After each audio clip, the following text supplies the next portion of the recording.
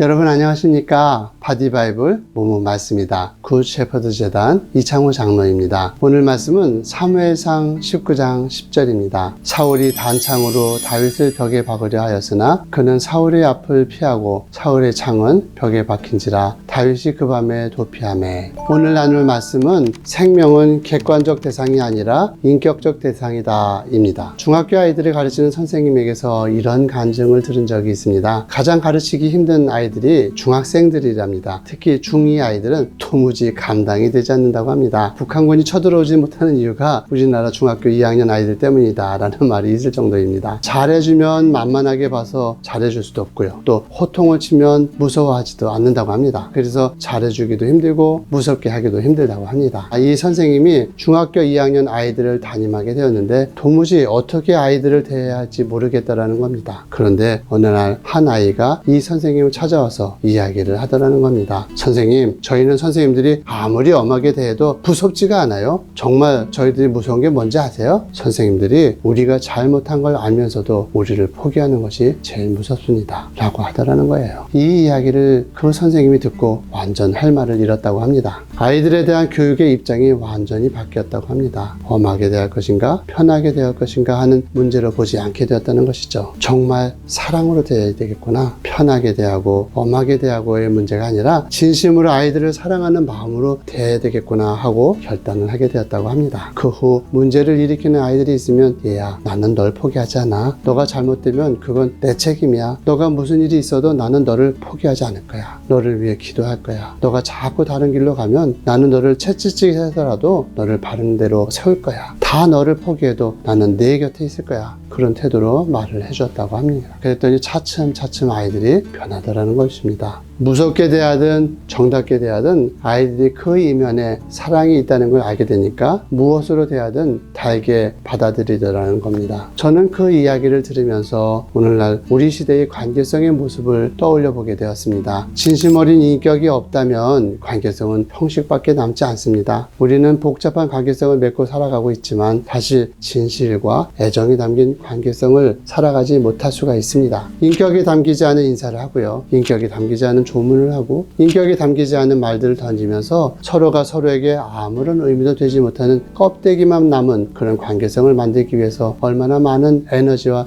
시간들을 낭비하고 있을까요? 하나님은 우리와 관계성을 맺으시기 위해서 당신의 전 인격을 다 보여주셨습니다. 형식적인 몇 마디 말로 우리를 사랑한다고 하시지 않았습니다. 때로는 분노하시고 때로는 질투하시고 때로는 채찍을 들으시고 때로는 가슴 아파하시고 우리의 눈앞에까지 찾아오셔서 슬퍼하시고 눈물 흘리시고 피 흘려 돌아가시면서까지 당신의 전인격을 우리에게 던져주셨습니다. 우리를 향한 하나님의 전인격의 헌신이 우리를 감동하게 하시는 능력이 되었습니다. 인격적으로 사람을 대한다는 것은 칭찬해주고 웃는 표정을 보여주는 겉모습이 아닙니다. 진심으로 아파하고 또 진심으로 슬퍼할 줄 아는 속안의 모습을 보여주는 것입니다. 병원에서 환자분들을 대할 때 저는 시간이 좀 많이 걸리는 편입니다. 한 분당 5분 정도 진료를 봐줘야 되는데 저희 경우 크게 좀 잘 되지 않습니다. 보통 15분, 20분 넘어가게 되죠. 그래서 기다리시는 환자분들이 힘들어하는 경우들이 많이 있습니다. 그렇게 되니 더 많은 환자분들을 보지 못하는 상황이 발생하게 됩니다. 가끔 빠르게 환자분들을 보면 나도 5분 안에 끝낼 수 있을 텐데 그러면 병원 매출도 좀 더 많이 올릴 수 있었을 때 하는 그런 생각이 일어날 때도 있긴 합니다. 그러나 그렇게 하지 못하는 이유가 있습니다. 의사와 환자의 관계는 인격 대 인격의 관계이기 때문이죠. 저도 처음에는 의사란 그냥 환자의 질병에 대해 객관적이고 전문적인 치료만 해주는 것이라고 이렇게 생각을 해왔는데요. 그러나 오랜 동안 의료계에 몸담으면서 제게 든 생각은 의사란 생명을 다루는 존재며 또 생명은 전인격적으로 다뤄야 하는 인격적인 대상이라는 것이었습니다.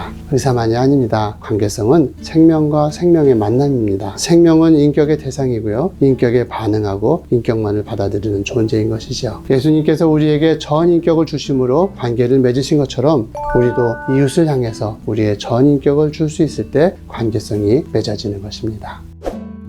이상으로 선한 목자를 따르고 싶은 이창호 장로였습니다. 오늘 여러분이 만나는 모든 사람들을 흘려보내지 마시고요. 여러분의 인격을 주시기 바랍니다.